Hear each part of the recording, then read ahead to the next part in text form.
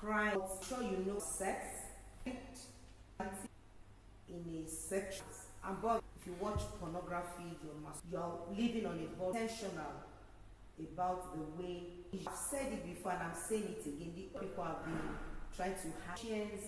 You cannot afford help and women and those that are masturbating to raise children that are sane. It's just going to be crises back and forth. Now, tonight, this morning, depending on your time, I want to talk about the effect of social media in the lives of our children. I told you that I went somewhere sometimes ago, and I went to buy something, and I saw a little child, baby of like 3 months or 6 months, thereabouts. For the mother to let her be so that she can focus on her business and all of that, gave the boy a phone. In that phone, probably, of course, maybe the child was watching a cartoon or other things that excites the child. But what that woman is doing to that child that she's not aware of is that she's making that child to be addicted to telephone, to phone. And when we are dealing with the issue of being sex-wise as parents, and the first point of call of a child is getting used to your telephone 24/7, just let me rest, take the telephone, I'm tired, take the telephone, don't disturb me, watch something on the phone. When that child grows up and you are not careful and you are not intentional about what that child is watching, that child will slip into other parts of social media. And it's so bad. Recently, I was so happy that this particular guy was apprehended by the law and is facing the wrath of the law because he had to come to the public place on his Instagram. I'm not mentioning any name, I'm intentional. Went there and started making a child, the picture of a child, whether the child is an actress or not, it doesn't matter, a child is a child, to start describing his manhood and holding a cane to punish that child if she did not describe what his manhood looks like. And that scares me. That scares me. That tells me something that if care is not taken, unfortunately for parents who are not sex-wise, they would laugh over that episode, make the children to see it. They don't know that they are sending a message to the subconscious and the consciousness of that child. Parents, hear me. It's being sex-wise as parents. Hear me very clearly. You have to let your children know that there's something that the internet, the social media is doing to your kids, and you have to start educating them about the effect, the impact of that in their lives. Listen to me, we are living in a world that is scary when it comes to exposure to sex.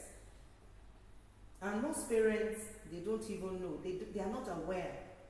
You are watching a movie in your bedroom, you and your husband and the kids, and in the process of acting, the actor picked a girl, went under the duvet, whatever, the boxers, the niqab, the trousers is on the floor, and your kids are watching. Or they are kissing, and you've not explained anything to them. Don't come and tell me that I don't know why my daughter is holding another guy in school, trying to kiss him. I don't know why my son is acting as if he wants to touch a girl's private parts. I'm intentional here. Don't say that, because you have exposed that child to a sexual picture or sexual activities that is not explained. Please hear me, if you're a parent or a guardian. Can I quickly digress here? Some of you that dumped your children with the grandparents, their grandma, go to grandma, go to grandpa, go to grandma, go to grandpa, and you are not there. You are not monitoring those children. You are breeding trouble for yourself. You are preparing for parenting or being a grandma, a grandpa, without planning it, without doing a wedding, without preparing your kids for the next phase of their lives that had to do with parenting. So hear me. Start telling your children about the effect of social media in their sexuality. Let them know that this space we are in, of course I'm on social media, I'm on Instagram, I'm on TikTok, I'm on YouTube. Amazing. We maximize the space. We make impact in the space. We don't allow all the sexual junks to storm the place without us not making impact. I'm excited we are making impact. But right here on this phone is all sorts of sites that your kids can go in there and get contaminated, get polluted, get initiated, and put into trouble. And listen, because we are living in a sexual world where sex sells, our kids are not taught, they are not informed, they are not told on how to go about their sexuality. It is these elderly ones, strange men, strange women, strange people that teaches your son and your daughter. Please don't overlook the effect and the impact of your children, whether male or female. Please don't assume that, oh, my son is my son, it doesn't matter. I've seen men that their first exposure to sex were adult female that were sexually assaulting them, defiling them, predating on them. Adult women playing with their private parts. So please don't overlook a gender. Protect your male and your female children. Let them know the impact of social media and what the internet can do to them. Listen, I'm not saying you should go to the gory details of whatever it is that you're trying to communicate, but let them, as soon as they pick your phone, let your child know that this thing is very good. You can learn a lot of things from there. As a matter of fact, some of our children, their homework is online, so you don't even have a choice that to get them into this space, this cyber space. But the point is, you have to instruct them that this cyber space, this internet, this social media can impact them sexually. Listen, let me say this, it came to my mind. A lot of times, we don't create an atmosphere for our children to communicate to us about their sexuality.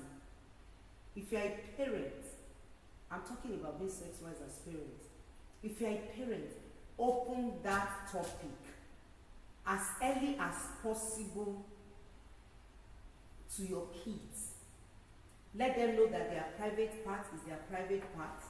Let them know that nobody touches their private part. I've said it, I've flung it, I've screamed it, I've yelled it, I've shouted it, I've said it at the top of the roof. And I'm saying it now because it's getting worse. It's getting worse. I told you maybe last week that I was at the police station, and the police said at least in a week they will have 5 cases of defilement. 5 cases a week. And that is people that are not going to, they are going to come out because maybe like the one of 9-year-old with an elderly man, of course that one was gory, you can't you scream and yell. What about your maid? What about your cousin and your nieces that would sexually touch or abuse your daughter or your son? That they are caught in the very act, and what you do is you smack at them and you keep it covert. What about that? I say nobody should talk about it. You don't want anybody to know. Don't do that again. And you think it's not making impact in the life of your children, forget it. If you notice anything like that, probably you stumbled on your kids, doing things that adults do with sexual issues, get them to counseling, get them to therapy, let them be intentional about what is going on, or else it's an accident, it's a time bomb, it's ticking, it's a time bomb, it's an accident that is about to happen, and it's going to happen. It's going to happen. Because listen, when kids are exposed to sex, they don't want to talk about it. They are scared that you're going to smack them, you're going to embarrass them, you're going to tell the world and everybody after the fall. The next thing that happens to man, I heard your voice, I was afraid because I was naked, shaved. Is next to fallen nature. So everybody feels shame. Everybody feels guilt. Everybody is afraid. And when it comes to this issue of sexuality of your kids, the moment something happens and shame is involved, they keep it. If they want to discuss it at all, they talk to their friends in school. And those friends are polluted and some of them are contaminated. Even if you don't hear anything tonight, let me just encapsulate it in 3. 1, capsule. Make sure you teach your children the effect and the impact of social media that has to do with their sexuality. 1B. Reduce the exposure of your children to the phone or to your phone. If you keep doing that, before they slide into that world, you will not know. And the kids of today are very, very intelligent and very, very inquisitive. They want to know. They want to explore. They want to find out. Don't give them phone. Don't get them addicted to telephone because there are games there and you don't want them you just don't want them to disturb you. It's a way of keeping them in their world. Please, it is dangerous to raise children that are damaged. Repairing a damaged children may not even come as kids when you are repairing. You would have become an adult. Because anything that destroys a giant climbs up with him. That is number 2 or 1B or whatever. The second capsule is clear. Make sure there's a conversation that goes into cyberspace with your kids. Be intentional. Tell them this and this you see on the social media, this and this people are saying here, it is not good for your mind. Come to their levels. Let your kids, second capsule, let your children be able to discuss that with you without fear. And parents, some of you that instills fear presence to your female children is trouble for you. You don't warm up to them, you don't show them love, you don't show them affection. When anything happens, they are afraid of you, they will not talk to you. Let your kids be able to tell you anything and everything.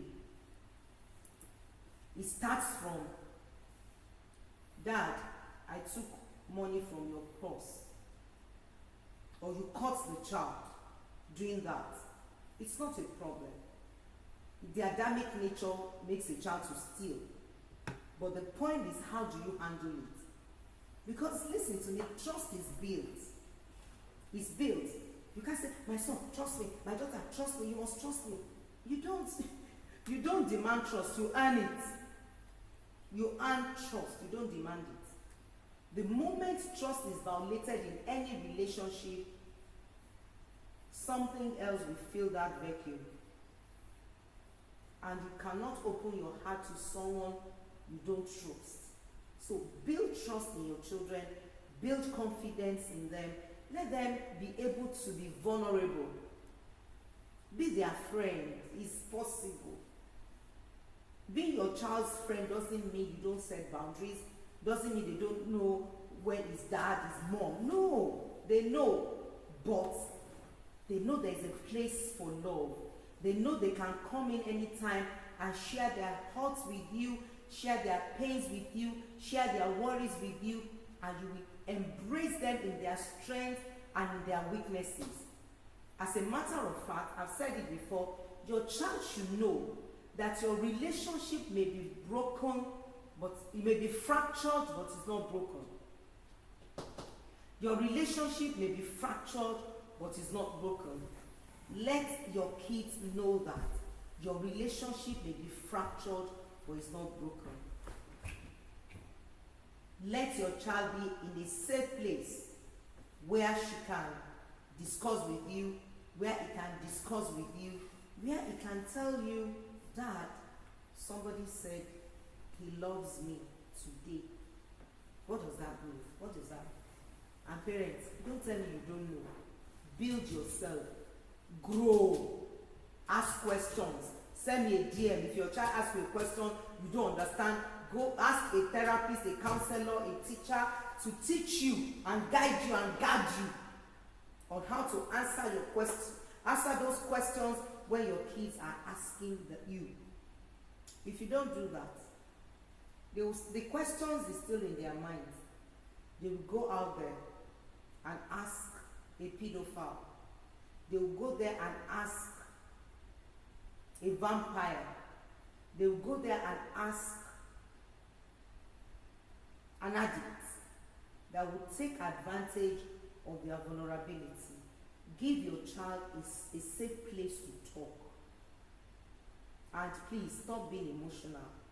Some of you, if your child says something that is probably scary, and you're trying to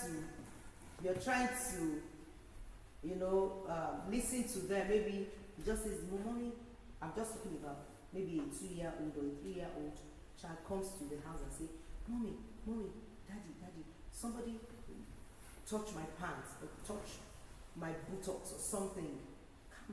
Calm down. Even if you are dying on the inside, put yourself together and stay put. And ask, so who is that? What happened?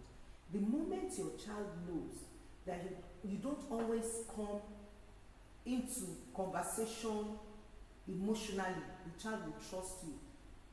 Have you experienced a situation where which something happened and your child you can't tell anybody because your mother will die, your father will die. If you find yourself in that place, please seek help as a parent, because you will need a lot of shocks as absorber to be able to hold those things and not let it ruffle you. If you don't put yourself in a place of strength, your children will not be comfortable